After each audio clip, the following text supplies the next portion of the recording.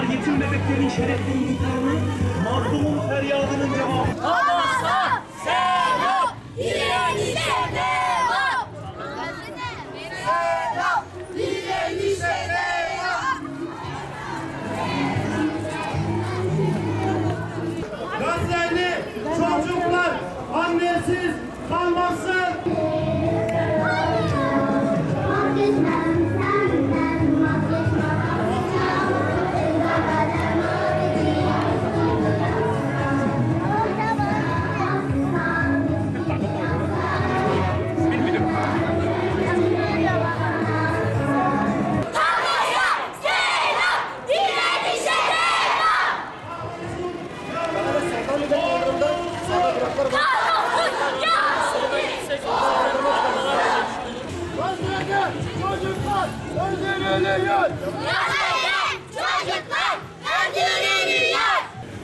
Gazze'de çocuklar öldürülüyor. Gazze'de çocuklar öldürülüyor.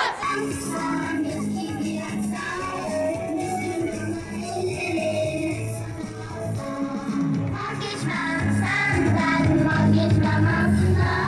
Peygamberler maviyim, eski asla. Asla, asla. Müslümanlar el ele, sana vazgeçmem senden. Şu listeye bakın. Bu liste Türkiye İhracatçılar Meclisi'nin resmi sitesinden alınmış bir liste. 4 aydır bu sevkiyatlar aralıksız bir şekilde Yahudi ordusuna gönderiliyor. Bakın ilk sırada ne var? Çelik var, çelik. İkinci sırada kimyevi maddeler ve mamulleri var. Bunlar Türkiye'den gidiyor. Bizim ülkemizden gidiyor. Adana'dan gidiyor. Ankara'dan gidiyor. İskenderun'dan gidiyor.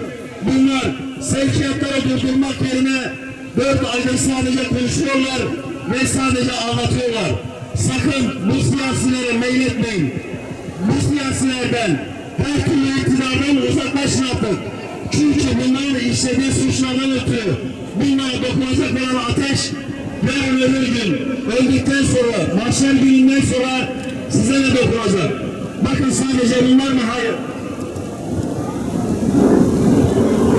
Şu liste işgalci devletin yayınladığı, Tarım Bakanı'nın yayınladığı liste.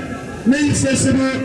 İsrail ordusuna, işgalci orduya, işgalci topluma her gün arası giden sebze ve meyvelerin sıralaması. İlk sırada kim var? Görebiliyor musunuz? İlk sırada Türkiye var. Yani o Yahudi ordusunu, o işgalci Yahudi toplumunu teciz eden ve onları besleyen ülkelerin ilki maalesef Türkiye. İkinci sırada Ürdün var. Üçüncü sırada Hollanda var. Dördüncü sırada İtalya, Fransa ve en son Çin var. Bakın ülkemizi bu Yahudi ordusuna destek veren ülkelerin arasına soktular maalesef. Ve 4 aydır biz bu sevkiyatları durdurun. Gazze'ye yardım etmenizi istemiyoruz dedik. Çünkü buna layık değilsiniz. Bari bizi, bu toplumu, Türkiye toplumunu bu aşağılık durumdan kurtarın. Çocuklara her gün, her saat vahşi bir şekilde katleden, boğduğu, teciz etmekten, donatmaktan, onlara maddi içeriklerle, kimyevi maddelerle, sebze ve meyvelerle desteklemekten vazgeçin diyoruz. Dünyanın orta yerinde bir yangın var. Tüm dünyanın izlediği. Dünyanın orta yerinde bir çığlık var. Tüm dünyanın dinlediği. Dünyanın orta yerinde katliam var. Tüm dünyanın seyrettiği. Burası Gazze. İlk kıblesi için can veren Gazze. Mescid-i Aksa için kendilerini, evlatlarını, evlerini feda eden Gazze. Aziz, izzetli Gazze. Bizler çocuklar olarak direnmeyi, cesareti, kuvveti senden öğrendik. Bize nasıl yaşamayı ve nasıl ölmeyi öğrettin. Kutsallarımız için nasıl ayakta kalınır bunu öğrettin. Teşekkür ederiz. Minnettarız sana Gazze. Fakat biz bugün burada aç kalan çocuklar, sütsüz kalan bebekler, annesizliğe mahkum edilmiş öksüzler, babasız kalan yetimler, evsiz, çatısız kalan mazlumlar için buradayız. Gazze ve Aksa özgür olana dek susmayacağız. Bebekler bombayla değil, ninniyle uyuyana kadar susmayacağız. Çocuklar korkuyla değil, sevgiyle büyüyene kadar susmayacağız. Öpmeye kıyamadığınız bebekleri şarapnel parçaları kesti. Bebeklere ölüm bilekliği değil, doğum bilekliği takılana kadar susmayacağız. Ve haykıracağız. Gazze'de katliam var.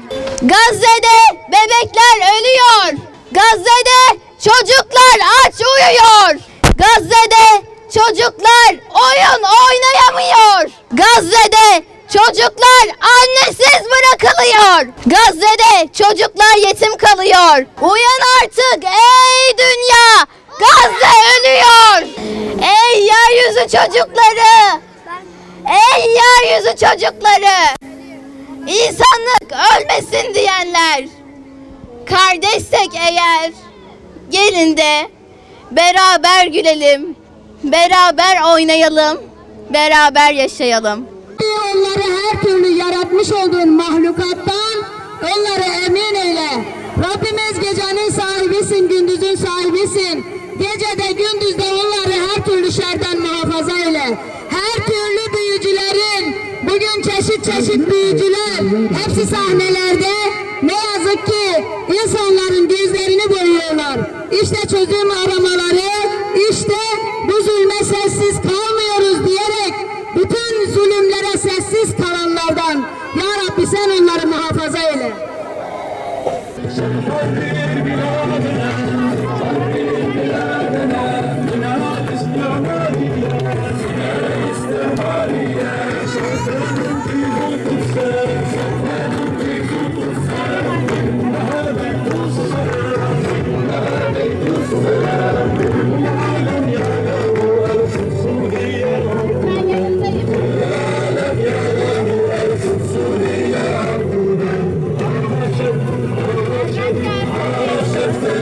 Palestine.